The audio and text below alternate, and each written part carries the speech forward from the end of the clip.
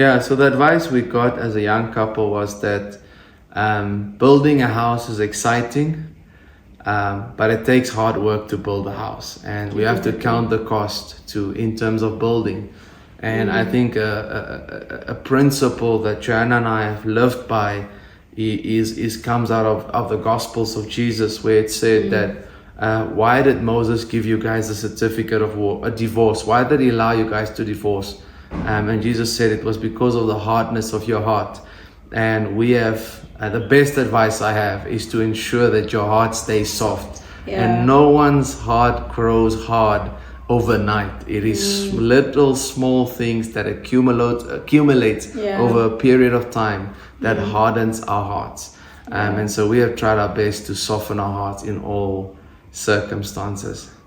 There was a couple who told us never to allow other people to come sleep in our bedroom, but to have a guest room, because that is our holy place. You don't give it up, Yeah, you don't give it up to, doesn't matter whether it's an older couple coming, that is your holy place.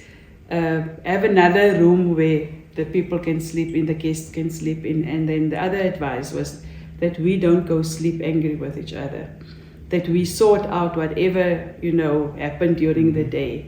That was the advice. I would say that was actually good. The other stuff about the boat and the what, I can't even remember what they were saying. the levensbootjie. Yeah.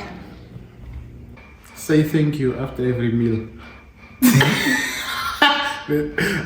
Our relationship advice we were given was by our late Bishop Marius Nchavera. He always said in the American Council, like, whenever you get a nice plate and you have eaten it nicely, you say thank you. We are not talking food. Oh! No, we are not talking food. But you say thank you. I think that's one of the things that stuck to me till today, and the responsibility of being a man in the marriage. Those are the two things.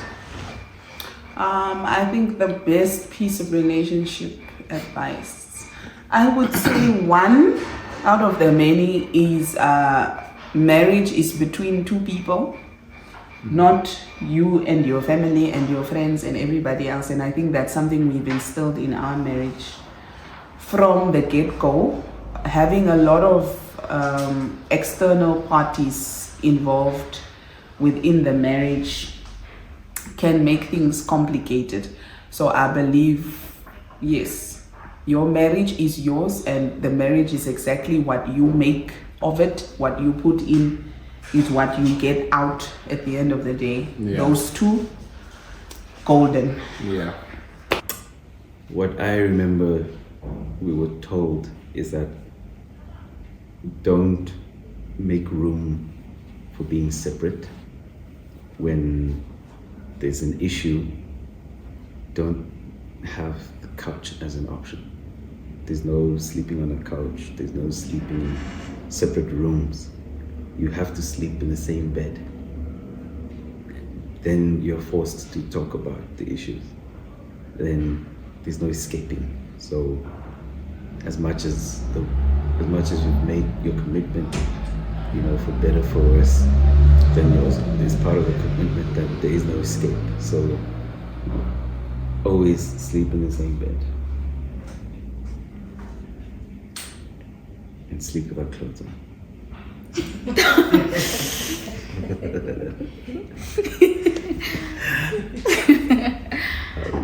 I think for me it goes back to when we were getting married. A friend of ours said to us, and she was really authentic from the onset, like, you will always have fights, but never allow your fight to bring a whole lot of separation or space between the two of you. Mm-hmm. And I think she demonstrated it with, it's important that you always ensure that your feet touch. So even if I'm upset, and the moment I touch your feet, it's almost like saying, I've got you. I just feel a bit bad now, but I've got you. I think that has been really key, and I see it when I feel, oh boy, and then you just bring your foot over. I'm like, okay, I'm still okay. Yeah. I think for me it's also the fact that you get told so many things when you are getting into a marriage cycle, marriage phase of your life. And then people who says, yeah, the first 7 years of your marriage are the hardest and all of those things. I remember, I think Mutusho, but I think it was Shipopi then, that said, drop these things, walk the journey, and give it your best. Yeah. Because sometimes when you go into a marriage with this preconceived mindset that the 7 years are the hardest, Yeah. it really You does make become room for that. yes. So good. Yeah, you make room for that. But whoever it is that maybe said that they experience that for whatever reason, but doesn't necessarily mean that their path is your path. Yeah. So it's important to walk into a marriage as prepared as you can be, and learn and allow God to just lead you guys. That's beautiful. Housework and chores.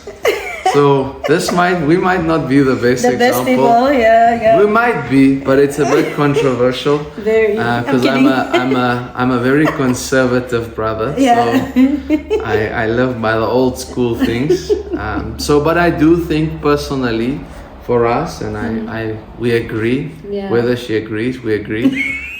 Is that there is certain things that she has to do for the house, and there's certain things that I must do for the house. Yeah. And those two things, so for me it's like the outside work, any repairs on the house, those are things she should not even think of fixing. Yeah. And there's certain things that I don't want to think of doing. But apart from that, I would say it's an area we are finding ourselves and seeing how we can distribute. And I think as years go on and responsibility increases, I think sometimes things shifts as well. But we have a very view of togetherness in it, even though there are some things I don't do. I just don't do them. I think I want to say something on that. I think the you're giving me that look.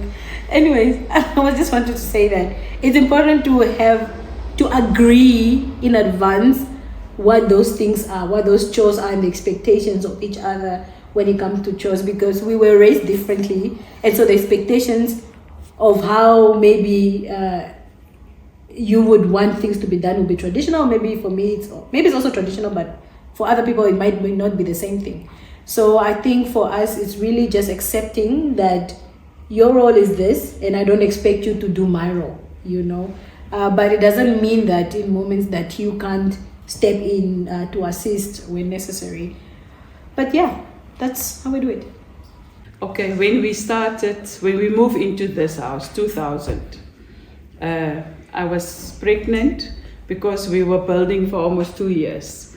So then we immediately appointed, when Dalen was with Dalen's birth, we appointed, but I had a lady coming in to do the interviews because she was a social worker and she wanted to make sure that we appoint a good person. So coming from work, during the day the house was clean, but the cooking, so we've decided we will help each other. We actually divided the chores between us, and if there was something too hard that I couldn't do, I will ask Vernon. But we believe in, it's not the woman's job, I'm the helper. So I'm not there to be a maid. Yeah, we both came tired from work. And if you want action tonight in the bedroom, and you still expect the wife to clean, to cook and to bathe the kids and all that, you will sleep nada, because she will be too tired. So it will be a case of cutting off your nose to spite your face if the man is not willing to do house chores. Now the good thing is we were just two boys, single mom raised, so we were quite domesticated in terms of cleaning, polishing, and not with these modern polishes of today or the one step one. None of that. It was the old fashioned way, on your knees scrubbing, and then that is how we grew up. So I was quite domesticated. The only thing maybe that my mom did not allow me to do was, let's say, the cooking in the kitchen. When we got married, my rule to her was, I want to eat on a Sunday, so you go make yourself beautiful for church. I will sort out lunch. So when I get out of church, the food is ready. So the kitchen was free reign for me to also to explore. So she was a very willing guinea pig initially. Yeah. No complaints of the dishes. Yeah. But Yeah, and actually today he's a better cook than me. But for instance, now that I'm home full time, I also don't want to eat my food every day. So the kids are big, so we will decide amongst us, who will cook. we've actually taught the kids also how to cook, Yes. so we can tell them we want this. For me, just to keep it, it's simple. Just help each other, keep the house, just help each other, keep the house clean. I don't think there's any difficulties. Does not matter your traditional level and where you are, or who you are, and how much money you have. You help your wife, your wife helps you. That's it. I don't know if there's anything else. Yeah, and there's an African proverb that says, and I'm paraphrasing here because I'm not exactly sure what it says, but something about if you need to eat an elephant, you're not going to eat it whole, you're going to cut it up, and many hands get the work done. Something along those lines. So I think for us, the chores are divided accordingly. If there's a gap and you see it, you fill it.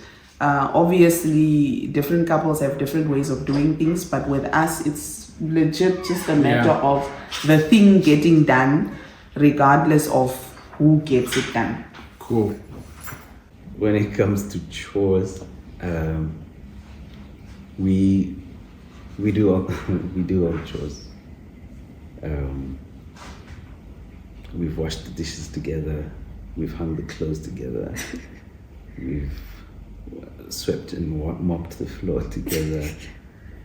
And there are days when she would fall asleep and I would wash the dishes. Or the opposite, I was tired, I fell asleep, and then she would wash the dishes. But we are just balanced. I don't think we have any issues there. Because I think we also came from backgrounds where there was no division of labor. With my siblings, even with my parents, they grew up doing everything. The boys and the girls cooked and cleaned the yard and tended to the cattle. So we don't really have issues when it comes to deciding our chores. Yeah, it's quite an interesting thing because for me it's the total opposite. Okay, so in my home, my dad also didn't mind the cooking. My dad isn't Herero. Old traditional Herero, which is totally there's nothing wrong with it, which is also another thing I'd say, do what works for you. So at the village, the setup generally is that the girls are in the yard and the boys are outside of the yard. So I think I entered marriage expecting and being ready to take up that responsibility. I had communicated to him and said, I'm the class captain of the home. I'm still the class captain of the home. But I think I'm starting to accept that he actually wants to help. And so that's fine. I don't necessarily believe in 50-50. I still believe in the traditional roles, and I think we both do. But I think even if you are the type of couple that is more so wife is holding it down in the home, husband is holding it down, with the bills and everything, that's fine. But I think as long as there's love between the two of you, everything will work. Because when wifey is pregnant, it's not going to be as easy for her to do the same things that she used to. And sometimes, hubby will have to step up and you say, okay, I got you. For the next 9 months, I'm holding it down. Or whatever it is. So I think those things are motivated by love for one another, and you support one another. And when things happen hubby's job, he lost his job. You as wifey, while you support him, or support the family, help him get up on his feet and whatever, you hold it down. So I think it's love between, two of you. So yeah, I think primarily my desire is still to be the keeper of the home and to make the house a home. Yeah. And this question ties nicely into what I just said now. The advice we're given if you expand it, it applies to everything in life. Again, because if you go into a marriage with the preconceived notion that this is what a wife should do, this is what a husband should do, wife must be the one doing the cooking, must be the one doing the cleaning and whatever and so on, I must be the one doing the provision of it. Sometimes these are the things that lead to conflict in a marriage. Because now, for argument's sake, your wife is not a good cook, and you are the better cook. Did you say for example? Yes, for example. Okay. And you are the better cook. And now, because society has told you that no, cooking in a household context is the responsibility of the wife, you are putting pressure on somebody who's incapable of producing something to your satisfaction. And that leads to conflict between the two of you. So it's important, really, for us. It's always been important to unpack that and embrace the responsibility that comes with whatever we are capable of doing. And knowing that we are trying to create an environment that works best for us as a couple. So if it means that I need to do the dishes, which I absolutely love, I do that gladly. I can't cook even if my life depends on it. Side joke, I once prepared tasty wheat for the kids. I decided, let me get a bit creative and test out my culinary skills and put cinnamon in the tasty wheat. How did that go? That was the first and last time the kids said, Papa, please stick to something else. Don't try and get creative with these things.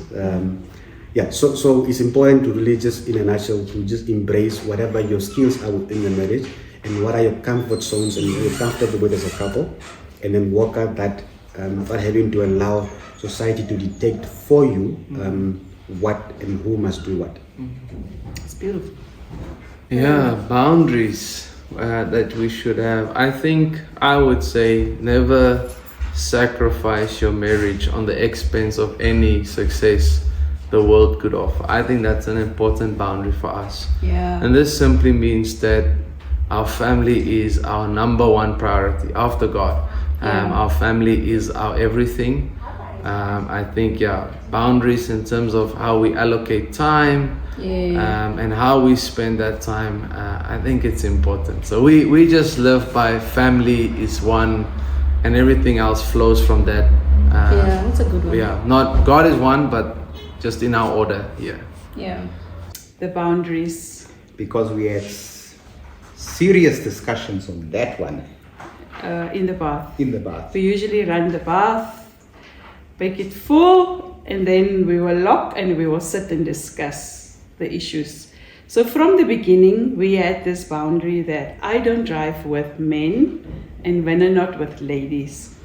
Now, one time or the other, I had to check in with Vernon to ask him, did the boundaries change? Because you haven't notified me that it changed. But this is happening now, and it's not just for you, it's for that other person also. So number one, we don't have any secrets.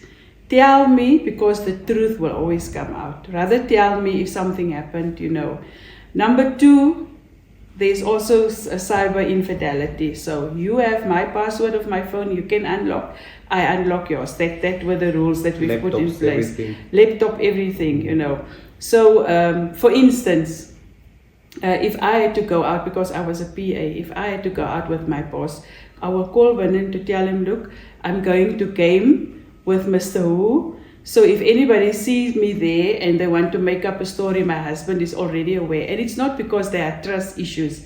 It's because life out there is not always, what it's supposed to be. So we will be honest with each other when it comes to our phones, our bank accounts. He can access mine, I can access his. So, and what was the other one? No, the thing sometimes a man can be so blinded or be so innocent that you don't see the dangers. You can't expect that all ladies in the church are there for the right reasons. She may even be there to come and ruin your reputation. So nowadays it's so easy when a woman cries rape or this guy touched me inappropriately, where that guy's reputation is ruined through that. So we ran those bath waters, that tub full a couple of times to talk this thing through. Yes. So I had to see in that point that why that boundary is there, really to protect my reputation that I've built up over the years, that is not ruined in the twinkling of when somebody cries rape or something. And then he told me I must also make room for the Holy Yes. Spirit. So there's no fighting. It's like, you didn't notify me. It has changed now. This was the rule, and but it is important to talk about, difficult things, especially if you've been working so hard, on your marriage for 25 years. And like Vanan said, anybody can come in and come mess it up. So, and what I believe as the older sisters, the older women, we must help the younger ladies, to show them that this is how you have to protect your marriage, your husband, to help him. So yes, it was difficult conversations, but there was one lady who wanted to know what God told Vanan, a prophetic word. And I said, but why is it so important that you of all people must give her a prophetic word if she's already so prophetic, for instance, because sometimes people come with a twist and a turn just to have that special attention. And I'm not a jealous person, but if I see something that is wrong, I will run the bathwater and we will have that conversation. So next time, Vanan will know exactly, what to do. With me, I'm always open. I'll show him, look here, I've got this SMS. I don't know who's busy with me, but call the person. So we are open. Call him. Dylan, call this person. Why will he send this text message to me? And then at the end of the day, we've sorted it out and nobody can come back to come tell you that, you kept quiet about such a serious thing. So on that, the boundaries that you set is to protect your marriage. So if the one party or the Lord makes them attentive of a certain issue, it's important that you give heed to that and not say, no, but I grew up with this one is like a sister to me. It is it's living and cleaving. Yes. Things like that. So it's important to not, like I said earlier, don't be selfish, and that you make almost like a god of opinion or something that you believe in. Part with the things. It's in the interest of your marriage. Yeah. I think there is number one, individual boundaries. You must respect the person's individualities. Like there are things that they just like individually. Then there is the one holistically focusing in the marriage. I don't know exactly how to put it, but to consider those two boundaries too. Firstly, what does a person like? What don't they like? What do they dislike? All those things. Set boundaries around them for them being an individual. And then in marriage, see what works, what does not work. And then also set boundaries like that. So that would be my answer.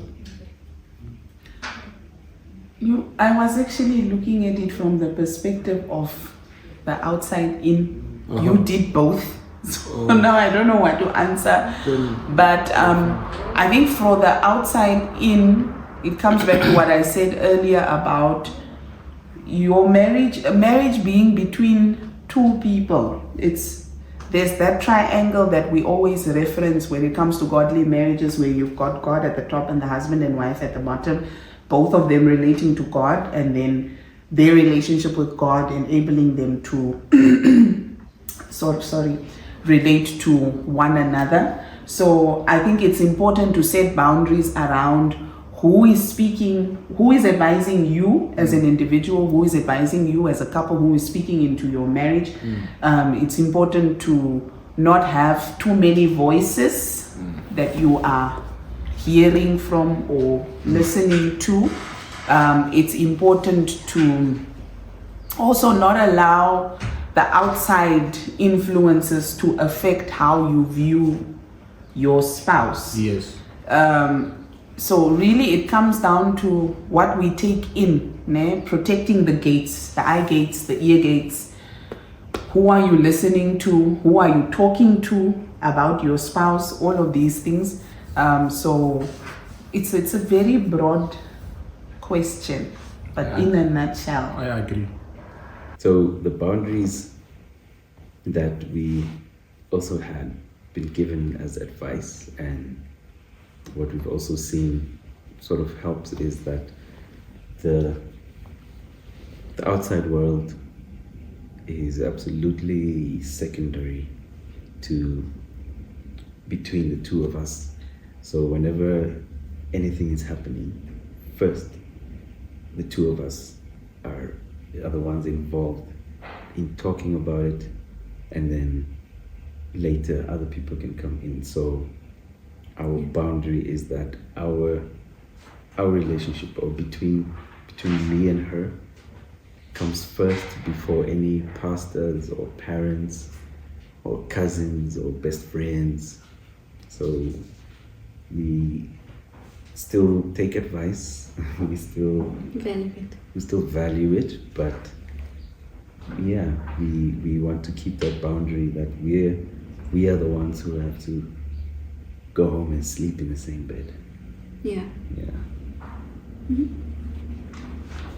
I think for me, it takes us back to the beginning when we did our premarital counseling. That was important that you have a constitution, and in this constitution, you get to agree to what do you allow and what don't you allow. And once you've got that constitution, it almost speaks for the boundaries. And obviously, the older you get and the longer you stay together, you get to understand and know what are the things that you can relax on. Like, for example, as a young couple, you probably say, you know, we're not, if somebody wants to borrow money, max 500, we need to consult each other. That's good in year one of our marriage, and we're young.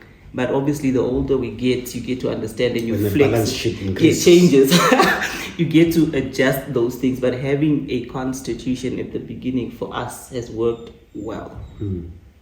No, that's true. And having the ability to apply those boundaries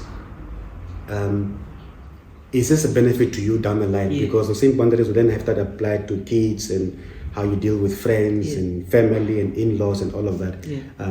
So very important. Yeah, so number one advice for a successful marriage, this one is easy, is build it on the Lord, build it on Jesus. Come on. And when I say that, it's a broad answer. It's a broad answer, but I'm simply saying, if you can do what the Bible describes marriage to be, there is no way that you could fail. And I could take it back to Genesis, where you have Adam and Eve completely naked, unashamed. I think the marriage has to be completely transparent, unashamed, no secrets, have it as open as possible, no hidden things. I think that is a key element. And then I think just kindness, forgiveness, love, patience, and then the husbands especially taking the key role in leading the house, initiating peacemaking, setting the rhythms of the house, defining the culture of the house.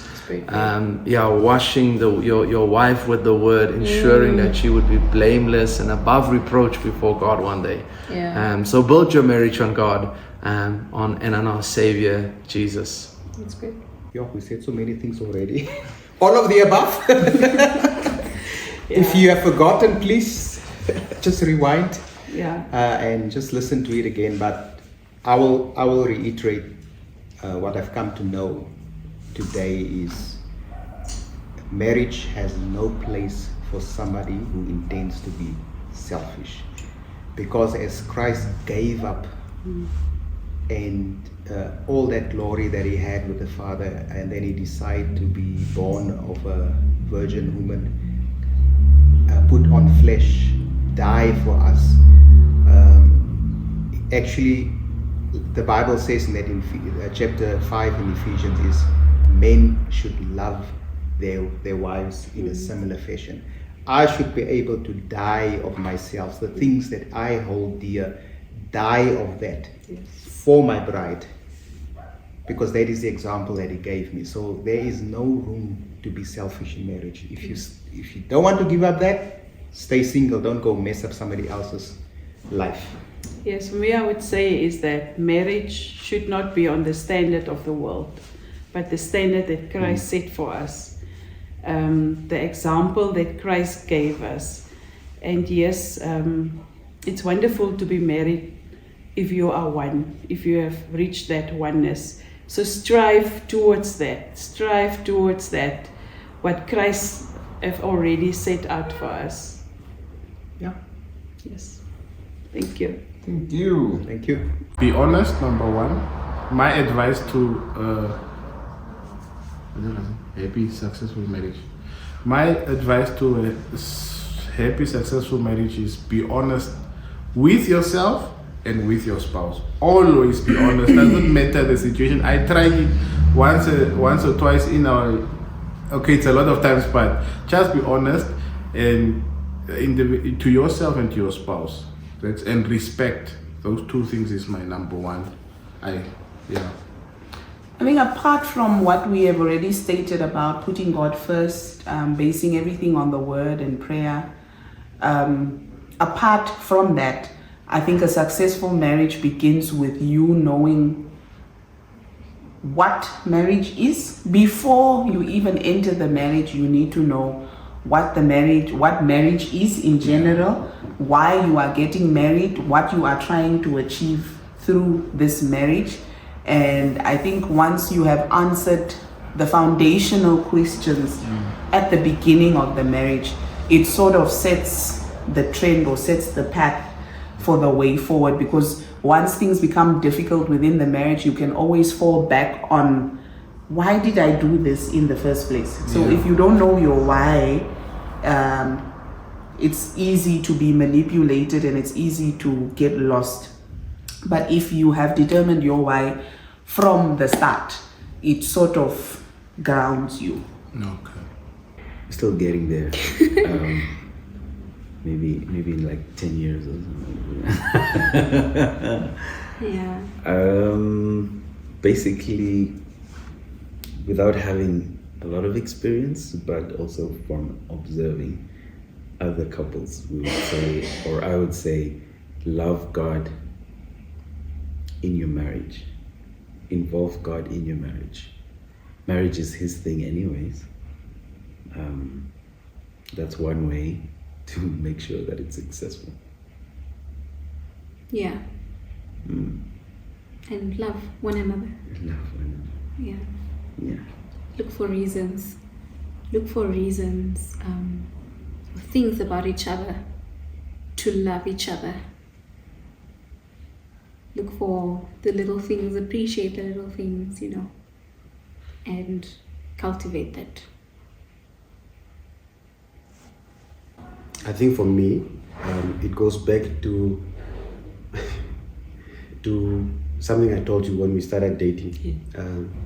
It's a song by a lady called Tamia. Okay.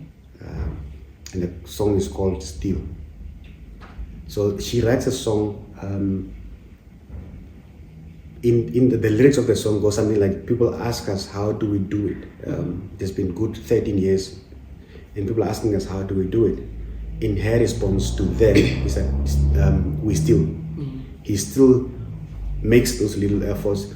She still makes those little efforts. She still, and in that, because a lot of us tend to pursue each other quite aggressively with passion and desire in a dating phase. But then once we are married, we become complacent. We take a chill back, and as a result, the little efforts we used to do back then tend to fade away. The little good morning kisses, making an effort to say goodbye, or keeping in touch during the course of the day over little silly things. We start neglecting on the aspect of friendship in the marriage, because we've become too, used to one another and so on. So for me, my piece of advice is just that the little things you used to do then, still continue doing that even in the marriage, no matter how many years you've been married. I think for me it has been a sermon that I listened to before I got married, and whoever the person was said marriage is the only work you don't take vacation from. And that's true, and I don't mean that it has to be rigid, like treated like an employer and employee contract, but that you're intentional about showing up daily. There are days where you don't feel like showing up, but intentionally you need to show up. And obviously if you take vacation, then you're allowing external forces to then eat out on your foundation, or eat out, or when you open yourself, you're allowing other people, other things to then have an impact or changing direction on the course that you're on. So not taking vacation. And also, I think just also lastly on that is having the awareness of the phases of your marriage, because so often we can have a very good solid bond as a couple, but the moment when kids come into the equation, it changes the dynamics. And unless you realize that there is an impact that these little ones have on your marriage, it now means that you guys must make extra effort to be able to get to service your connection. And sometimes through good intention, we can actually also ruin the foundation as well. So it's important to realize and understand the phases that you are going through, and allow yourself to adjust your plan around that to be able to still maintain the connection, because above and beyond it all, those kids come second. The bond between the two of you is most important. Yeah, absolutely. And with that, we've come to the end of our love story.